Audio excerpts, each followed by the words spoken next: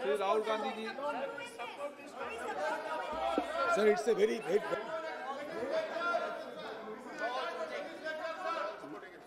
राहुल गांधी जी,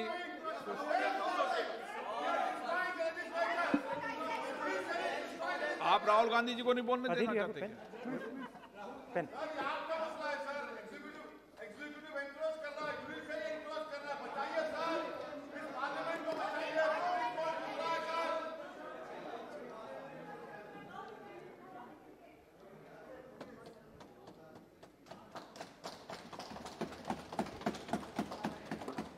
speaker sir, आपने मुझे सदन में बोलने का मौका दिया, इसका मैं बहुत बहुत आभारी हूं। धन्यवाद। कल प्रधानमंत्री जी ने अपने भाषण में विपक्ष के बारे में बोला था कि विपक्ष आंदोलन की बात कर रहा है, मगर जो कृषि कानून है उनके कंटेंट के बारे में और उनके इंटेंट के बारे में विपक्ष नहीं बोल रहा है। तो मैंने सोचा आज प्रधानमंत्री जी को खुश करें और जो 3 किसान के बिल हैं, खेती के बिल हैं, उनके कंटेंट का और इंटेंट का की बात करें। हाँ, बजट पे बोलेंगे। आप शांत हो जाइए प्लीज। मालूम है किसान का मुद्दा भी बजट का मुद्दा है, आप उनका आदर कीजिए।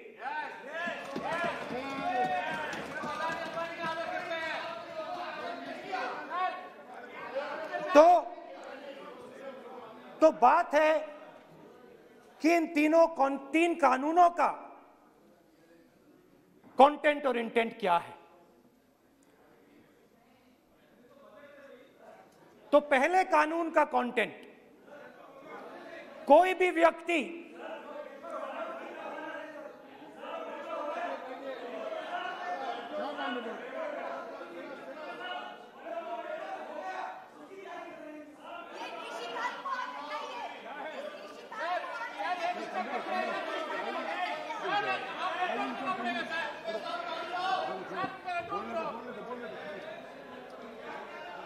तो पहले कानून का कंटेंट क्या है? पहले कानून का कंटेंट है कि कोई भी व्यक्ति देश में कहीं भी कितना भी अनाज, सब्जी, फल खरीद सकता है। जितना भी खरीदना चाहता है खरीद सकता है। तो अगर खरीदी देश में अनलिमिटेड खरीदी होगी तो मंडी में कौन जाएगा? मंडी में कौन जाके खरीदेगा? तो पहले कानून का कंटेंट मंडी को खत्म करने का है। इसका लक्ष्य मंडी को खत्म करने का है। दूसरे कानून का कंटेंट क्या है कि बड़े से बड़े उद्योगपति जितना भी अनाज, जितना भी फल, जितनी भी सब्जी स्टोर करना चाहते हैं वो स्टोर कर सकते हैं। कोई लिमिट नहीं, जितना वो होल्ड करना चाहते हैं कर सकते हैं। दूसरे कानून का कंटेंट एसेंशियल कमोडिटीज एक्ट को खत्म करने का। दूसरे कानून का कंटेंट जमाखोरी को अनलिमिटेड तरीके से हिंदुस्तान में चालू करने का। अब तीसरा भी कानून है। तीसरा कानून का कंटेंट जब एक किसान हिंदुस्तान के सबसे बड़े उद्योगपति के सामने जाकर अपने अनाज के लिए, अपनी सब्जी के लिए, अपने फल के लिए सही दाम मांगे तो उसे अदालत में नहीं जाने दिया जाएगा। तीसरे कानून का कंटेंट आपको याद होगा,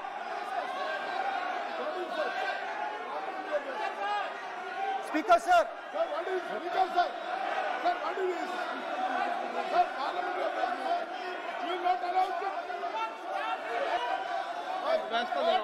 डरते क्यों? सुनो, तू हिलिया सब पागल, सुन अपने। स्पीकर सर, दादा स्पीकर सर, आप बजट, फैमिली प्लानिंग का, आप बजट पर बात,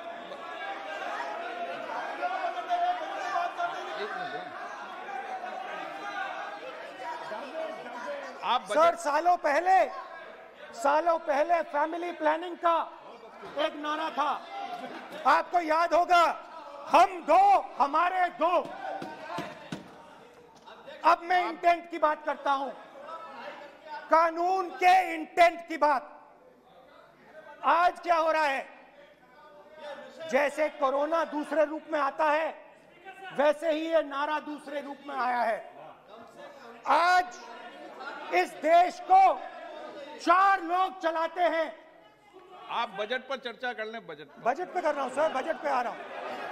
4 लोग चलाते हैं, हम दो बता दिया। और हमारे दो। जैसे उस टाइम नाम सब जानते हैं, नाम सब जानते हैं। नो आप बोलो, आप डिस्टर्बेंस मत हम करिए। दो हमारे दो। ये किसकी सरकार है? हम दो हमारे दो की। माननीय सदस्य इधर, तो आप आसन को पहले संबोधित करें। कानून का इंटेंट बताता हूं। आप आसन को संबोधित करें। पहले कानून का इंटेंट माननीय सदस्य, आप आसन कि को हमारे संबोधित दो करें। मित्रों में से एक जो सबसे बड़ा मित्र है उसको पूरे हिंदुस्तान के अनाज, फल और सब्जी को बेचने का अधिकार। यह है पहले कानून का इंटेंट। नुकसान किसका होगा? नुकसान ठेले वालों का होगा, नुकसान छोटे व्यापारियों का होगा, नुकसान जो लोग मंडी में काम करते हैं, लाखों लोग, उनका होगा। अब चलिए दूसरे कानून की इंटेंट की बात करते हैं। दूसरा कानून का इंटेंट दूसरे मित्र की मदद करने का है। दूसरे मित्र को पूरे देश में अनाज, फल और सब्जी की स्टोरेज की मोनोपोली दी जा रही है। आज दूसरा मित्र 40% हिंदुस्तान का अनाज अपने साइलों में रखता है। ये कांग्रेस पार्टी की बैठक नहीं है, ये सदन है। और सब अगर बजट में साइलोज में रखेगा। ये सभा नहीं है। प्रधानमंत्री कहते हैं सर मैं अध्यक्ष जी आपको कहना चाहता हूँ, जब आपने बजट के लिए चर्चा के लिए पुकारा, मैं बता रहा हूँ, एक मिनट बैठिए। माननीय सदस्य, आज बजट पर चर्चा है, मैं आग्रह करता हूँ। प्रधानमंत्री कहते हैं बजट पर कि मैंने ऑप्शन दिया है। हाँ, आपने ऑप्शन दिया है, 3 ऑप्शन दिए हैं। पहला ऑप्शन भूख, दूसरा ऑप्शन बेरोजगारी, तीसरा ऑप्शन आत्महत्या। ये 3 ऑप्शन आपने दिए हैं। अब देखिए मामला क्या है। मामला यह है कि हिंदुस्तान का सबसे बड़ा बिजनेस, सबसे बड़ा व्यापार एग्रीकल्चर का है। अब बजट 40% आबादी इस पे जीती है, इससे जीती है। 40 लाख करोड़ रुपए का धंधा है। इसमें किसानों को फायदा मिलता है,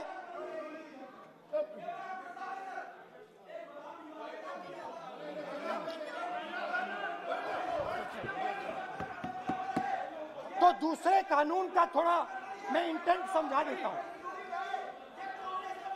दूसरे कानून का इंटेंट है, पानी दो, पानी गिर जाएगा, पानी दो। दूसरे कानून का इंटेंट है कि एक व्यक्ति को आप पूरे देश के अनाज की स्टोरिंग की मोनोपोली दे दो, और जब किसान अपने अनाज के लिए सही दाम मांगने जाएगा तो जिसके पास स्टोरेज की मोनोपोली होगी वो मार्केट में अनाज डालेगा और किसान से कम पैसे में खरीद करेगा। और जब वही किसान कंज्यूमर बन के अपना ही माल खरीदने जाएगा तो वही व्यक्ति अपने गोदाम से जब बजट पे चर्चा है सर, बजट पे चर्चा है, राष्ट्रपति अभी भाषण पे आपने चर्चा समाप्त कर दी, प्रस्ताव पास करके राष्ट्रपति जी को भेज दिया, अब उसी पे चर्चा करके राष्ट्रपति जी का भी और आपका भी अपमान कर रहे हैं सर। ये आपका भी अपमान कर रहे हैं, सदन का भी अपमान कर रहे हैं सर। ये कि इस देश की जो रीढ़ की हड्डी है, किसान, मजदूर, छोटे दुकानदार, व्यापारी, उस रीढ़ की हड्डी को तोड़ के टुकड़े टुकड़े करके दो मित्रों को दे दो। Sir rule 218 sir, rule 218 sir, rule sir, the debate on appropriation bill shall be restricted.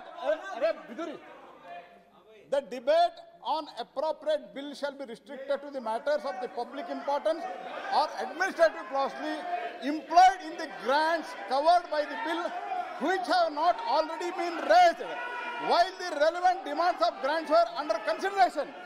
I would like to remind him that he should restrict his speech to the budget. Number 2, and he is claiming that 40% of the groceries and other things, vegetables, they are kept in Adani's and Ambani's place. Let him prove that. Where from? He should place it on the table. He should place it on the table. Where can he get all these documents? Where statistics कहाँ से आए? इसको authenticate करना है. Record में नहीं जाएगी। चलिए बैठिए। आप बोलने दे रहे क्या? सर आपने माइक बंद कर दिया। बोलने दीजिए। बैठिए। माइक बंद कर दिया सर आपने। सर बैठिए। आप क्यों डिस्टर्बेंस कर? आप बोलने दीजिए ना। आप कोई रूल बता रहे हैं क्या? आप कोई रूल बता रहे हैं?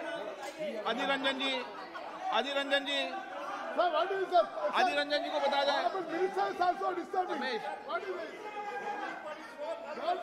अधीर Ranjan ji, sir 2214 sir, rule 214 sir, discussion of a general character, sir, discussion of a general character may be allowed on the motion or any amendment moved thereto, but the details of the grant shall not be discussed further than is necessary to develop the general point. Sir, discussion on general point is allowed. So discussion, it is the discussion on general point. Discussion of general point is allowed in the rule book. Discussion of general point. अच्छा, budget में क्या agriculture मुद्दा नहीं है? Budget में क्या agriculture मुद्दा नहीं है? तो बजट में जब एग्रीकल्चर मुद्दा है तो बजट में क्यों चर्चा नहीं हो सकता एग्रीकल्चर? दादा, my point of order is simple. You listen to this, sir. Please. 349. It says, while the House is sitting, a member, 2, shall not interrupt any member while speaking by disorderly expression or noises or in any other disorderly manner. While Honorable Member Rahul Gandhi is speaking, तब तो जिन्होंने disturb कर रहा है, अब कोई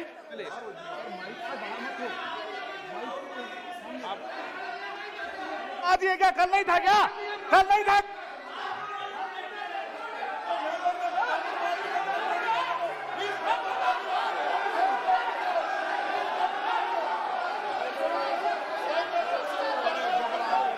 अदानी का नाम खुद ले दिया।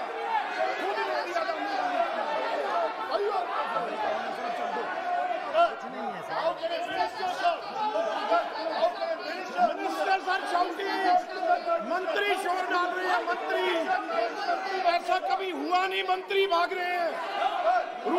बोल रहे हैं? अरे क्यों घबरा गए? अभी तो बोले ही 5 मिनट हैं। अभी तो बोले ही 5 मिनट हैं। तो हम दो हमारे दो,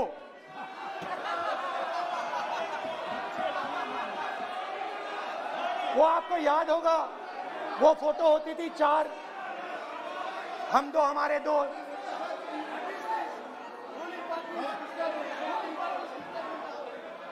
क्यूट से चेहरे थे, सुंदर सुंदर चेहरे, मोटे मोटे चेहरे, हम दो हमारे दो।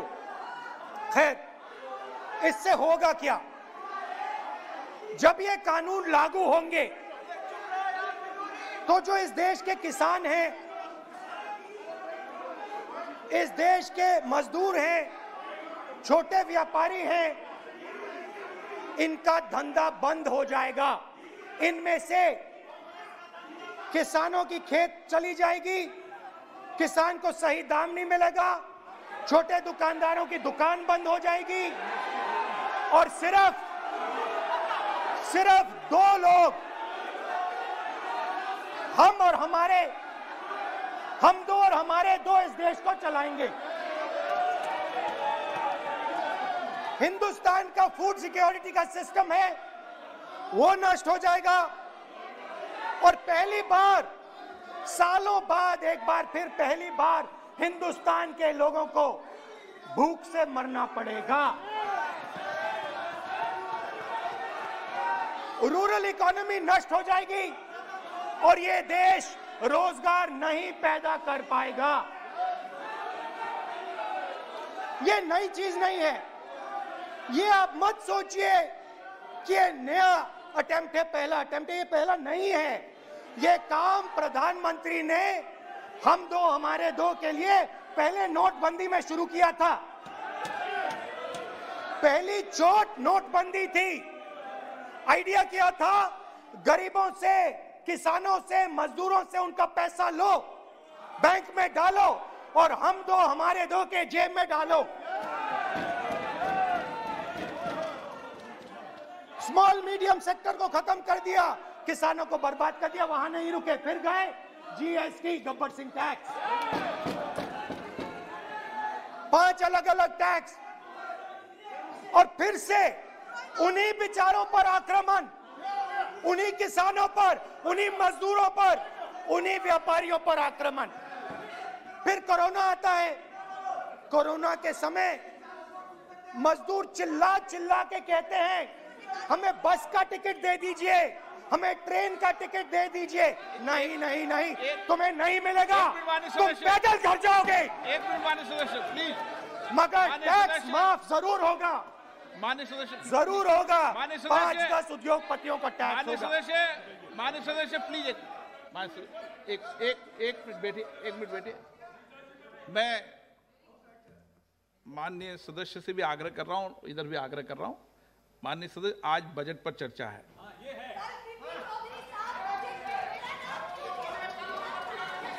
चलो चलाओ। मैं आ रहा हूं सर बजट पे। सर मैं आ रहा हूं बजट पे। मैं सर 5 मिनट में बजट पे आ रहा हूं। मैं फाउंडेशन लगा रहा हूं अभी, फाउंडेशन।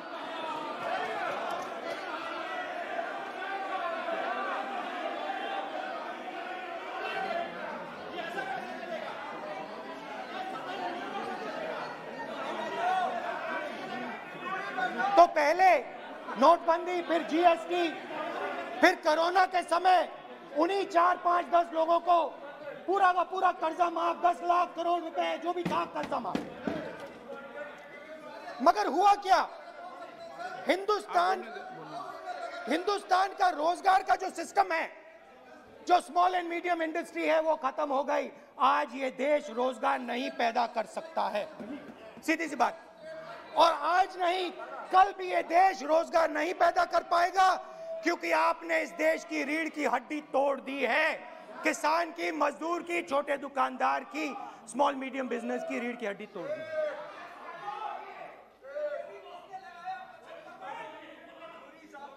मगर ये मत समझिए कि ये किसानों का आंदोलन है। ये किसानों का आंदोलन नहीं है। आपको बात अभी समझ नहीं आई है। ये देश का आंदोलन है और ये किसान सिर्फ रास्ता दिखा रहा है, किसान अंधेरे में टॉर्च दिखा रहा है और एक आवाज से ये पूरा देश उठने वाला है।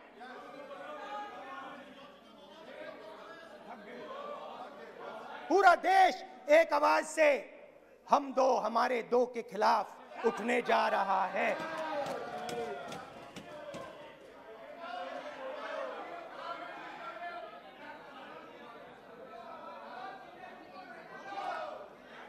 और ये याद रखिए, मैं कह रहा हूं, लिख के ले लीजिए। आप सोचते हो कि हिंदुस्तान के किसान को, मजदूर को, छोटे दुकानदार को अपने पैसे से, अपने धन से परे कर सकते हो, ये आप सोचते हो। आप ये सोचते हो।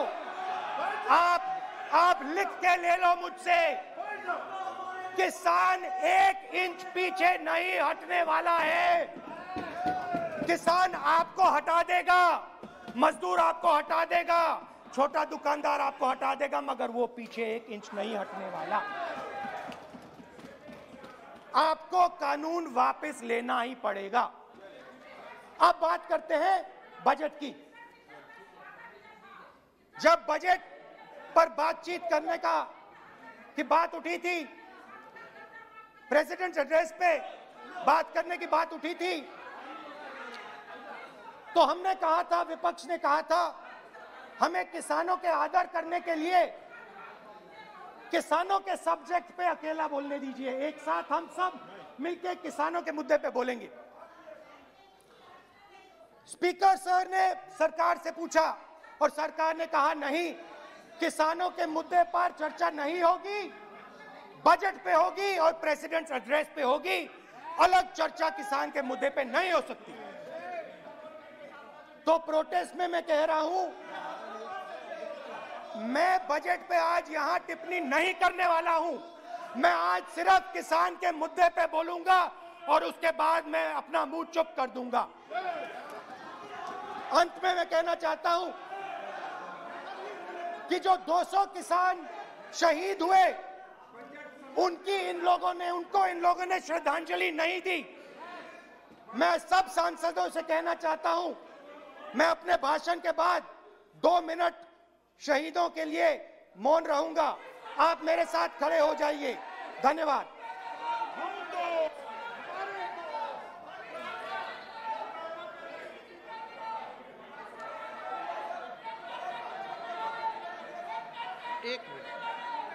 एक मिनट, आप बैठो।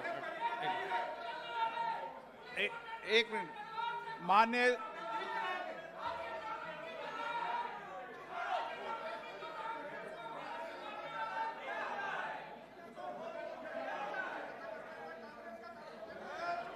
सदस्यगण, प्लीज बैठिए माननीय, प्लीज बैठिए। माननीय सदस्यगण, इस सदन को चलाने की जिम्मेदारी आपने मुझे दी है और कोई भी माननीय सदस्य कहेगा मैं आज उत्तराखंड के मरे लोगों पर श्रद्धांजलि अर्पित करता हूं, कोई कहेगा कि मैं आज बॉर्डर पर मरे श्रद्धांजलि अर्पित करूं, ये जिम्मेदारी आपने मुझे दी है। आप बोल रहे हैं तो नहीं, आप बोल रहे, पहले आप बोल लो। तो बोल रहे तो आप बोलने कहां दे रहे? तो मेरा माननीय सदस्य, आप वरिष्ठ सदस्य हैं, आप सबने मुझे इस अध्यक्ष की जिम्मेदारी दी है। इस तरीके का व्यवहार करना सदन में मैं सोचता हूं कि उचित नहीं है और ये गरिमा में भी नहीं है, क्योंकि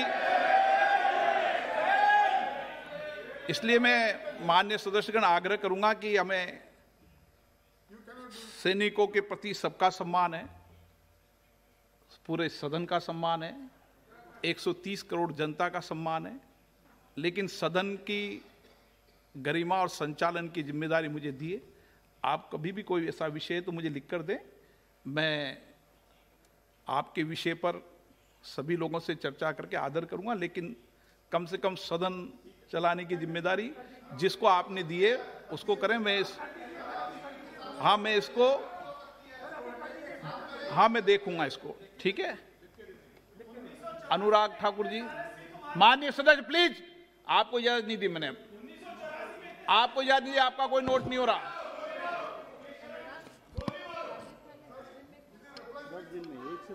जनता मार दी ना आप लोगों को। नहीं, बजट खत्म, इंटरवीन कर रहे हैं, इंटरवीन कर सकते हैं मंत्री। वो पेपर लेके बैठा मैं लिखने के लिए। चर्चा के बीच में राज्य मंत्री के रूप में इंटरवीन कर रहे हैं। बजट पे ही बोलेंगे वे। இந்த வீடியோ உங்களுக்கு பிடிச்சிருந்தா ப்ளீஸ் லைக் அண்ட் ஷேர் பண்ணுங்க, மறக்காம எங்க சேனலை சப்ஸ்கிரைபும் பண்ணுங்க।